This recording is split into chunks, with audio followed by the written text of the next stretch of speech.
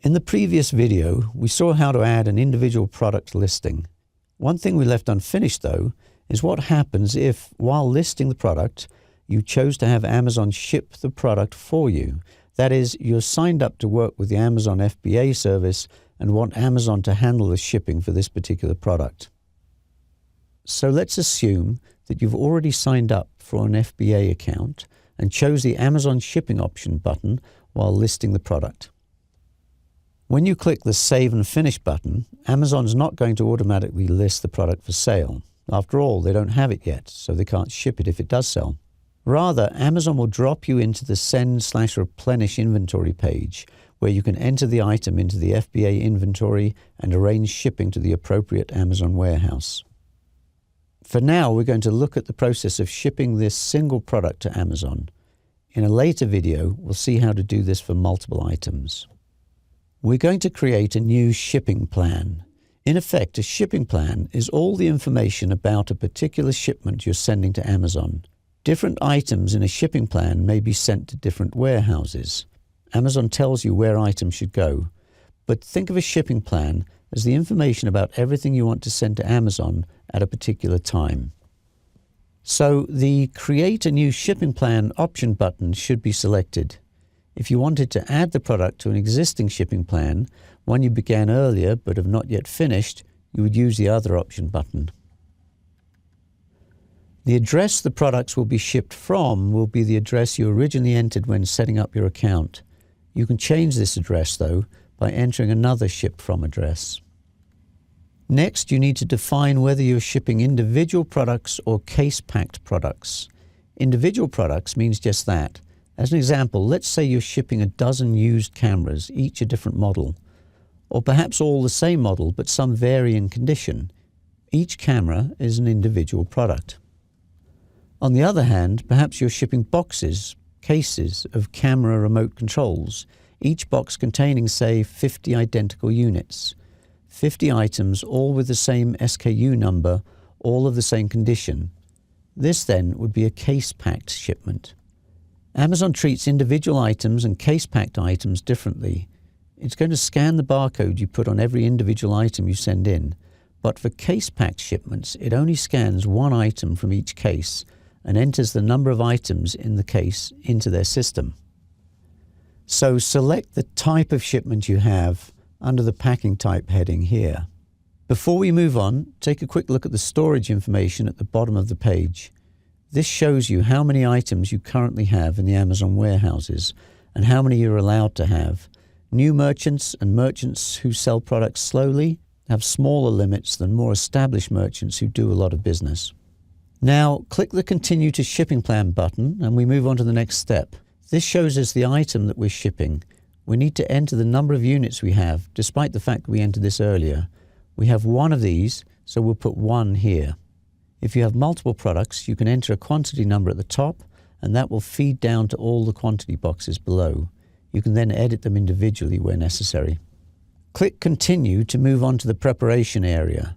Each product you send to Amazon has to be prepared in some manner, and the particular manner depends on what's being shipped. You can't just send Amazon a bunch of loose things and hope Amazon can figure it out. So this page provides a little information on preparation. In this case, the preparation is pretty simple. As you can see in the Amazon help information, though, some products have more complex preparation. If it's not clear what you need to do with your products, I suggest you read the Prep Help page and view the videos. You can also select who's going to prep the products, you or Amazon.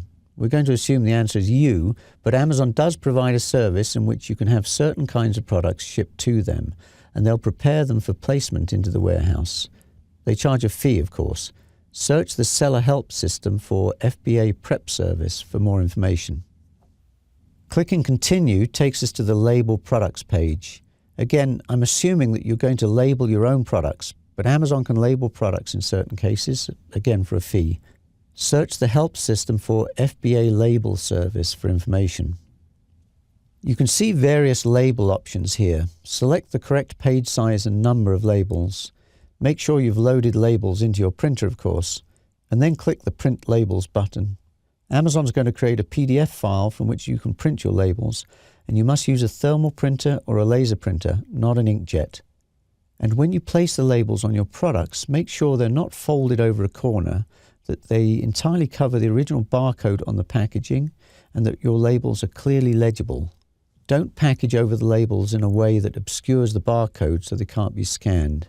In fact, Amazon recommends that you periodically test your barcodes before shipping. You can buy low-cost barcode scanners from, of course, Amazon. Now, you're probably thinking, what a waste, print a 30-label sheet to get a single label. That's true. It's fine for many merchants, people who ship many products at the same time, but for small numbers of products, or just one or two now and then, it's a waste. However, browsers were not set up to print to label printers. There are ways to do it in some cases. You might look at the Amazon Scan and Ship or Scan and Label service. Search the help system. But this is a little different. It's designed to print labels on a label printer after scanning the product's original barcode. Google FBA label printers and you'll find various options, including browser add-ons. For now, I'd recommend just wasting a few sheets of labels and investigating the issue later if need be. Once you've printed your labels, click Continue to move to the Review Shipments page. We've been working on a shipping plan. Once we have everything set up, the plan becomes an actual shipment and will be given a shipment name based on the date and time, as we can see here. You can quickly review this page to make sure that everything's correct. You'll see that Amazon has assigned your items to a particular warehouse. If you ship multiple products, it may split the items into multiple warehouses. And this link here shows you what items are in the shipment to that particular warehouse. Click Approve Shipment, and we've now created an actual shipment. We can now click Work on Shipment to move to the Prepare Shipment page. At the top, we have the shipment details, the shipment name, where it's coming from and where it's going to, and so on. You can modify the shipment, but we're going to assume everything's ready. The next step is to select the shipping service you want to work with. The shipping method choices are pretty clear. Select whether you're shipping small packages or pallets of goods of 150 pounds or more. As for the shipping carrier, you'll probably be working with UPS. Amazon has a partnership with UPS, providing very low-cost shipping to the Amazon warehouses. You can select these other options, but most merchants generally don't need to. You don't need a UPS account, by the way. It's Amazon's account, and they just bill the cost to your Amazon seller account. Enter the dimensions of the box you're sending, or boxes if necessary, and click Calculate to see what you'll be charged. Then click the checkbox and click the Accept Charges button. You now have a day to void this shipment if necessary, so you can experiment with this and you don't have to worry about being charged.